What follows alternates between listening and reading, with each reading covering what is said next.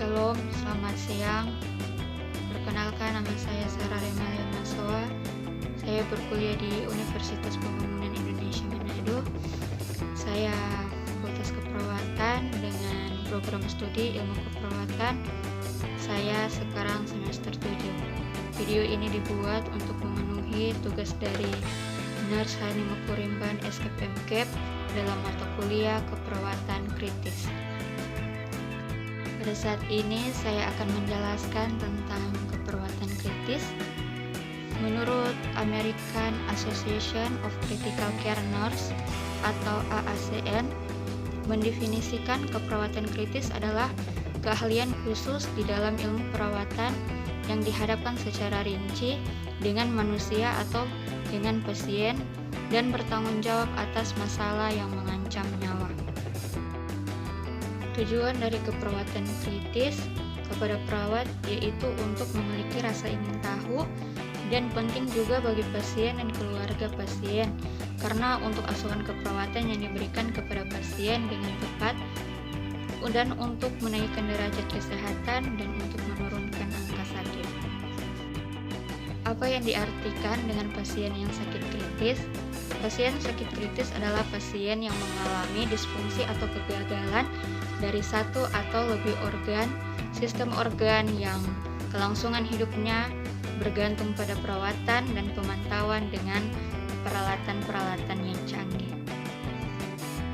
Pada saat ini saya akan menjelaskan atau memberikan edukasi dengan penyakit atau diagnosa yang terkait dengan keperawatan kritis, yaitu liver failure. Liver failure atau gagal hati adalah sebuah kondisi saat sebagian besar hati menjadi rusak dan tidak dapat diperbaiki lagi, sehingga hati tidak dapat bekerja lagi, dan kondisi ini dapat mengancam nyawa jika tidak segera mendapatkan perawatan medis. Ada dua jenis gagal hati, yaitu yang pertama gagal hati akut. Gagal hati akut ini adalah gangguan terjadi saat hati berhenti bekerja dalam hitungan hari atau minggu. Dan gagal hati yang kedua ialah gagal hati kronis, yaitu kerusakan hati menumpuk dari waktu ke waktu dan menyebabkan berhenti bekerja. Gagal hati yang kronis disebabkan oleh sirosis. Sirosis ini adalah jaringan parut pada hati yang terjadi karena cedera berulang atau berlangsung lama. Beberapa penyebab yang paling umum dari gagal hati adalah yang pertama, infeksi hepatitis B yang tidak dapat diobati.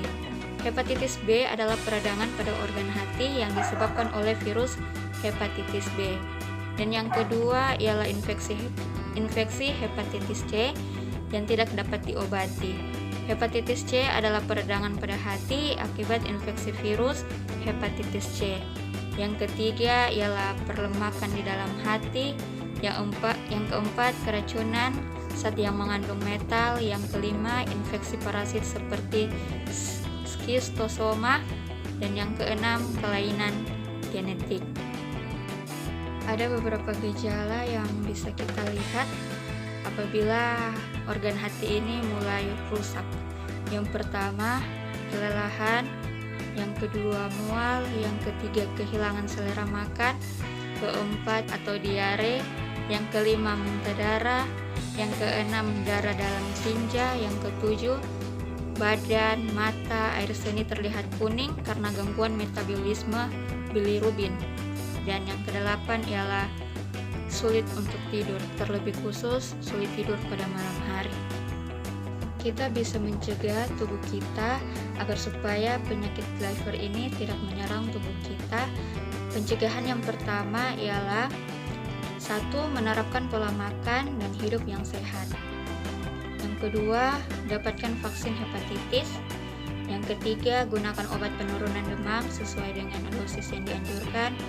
Yang keempat, berhenti mengonsumsi alkohol. Yang kelima, tidak berbagi perlengkapan mandi, misalnya sikat gigi atau pisau cukur. Yang keenam, menjaga kebersihan diri. Yang ketujuh, mendapatkan vaksin hepatitis atau imunoglobulin untuk mencegah hepatitis B dan C. Yang kedelapan, tidak berbagi alat suntik untuk menghindari penularan hepatitis B dan C. Yang ke-9, pastikan untuk menggunakan alat kontrasepsi saat berhubungan intim. Yang perlu kita lakukan yaitu mendiagnosis atau memeriksakan diri ke rumah sakit. Yang pertama ialah kita harus melakukan tes darah.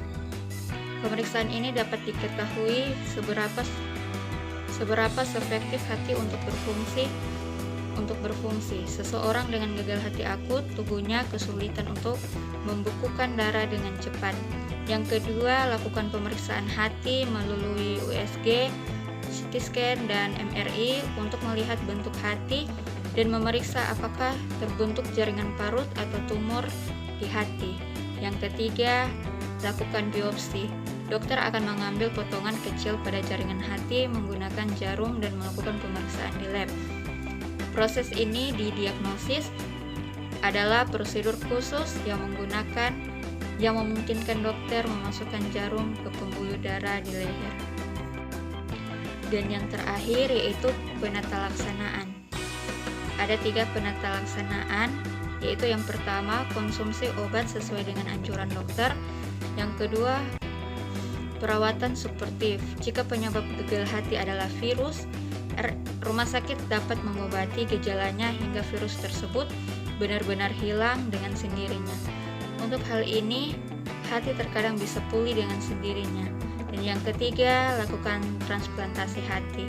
Jika gagal hati disebabkan oleh kerusakan dalam jangka panjang, langkah pertama yang dilakukan adalah menyelamatkan bagian hati yang masih normal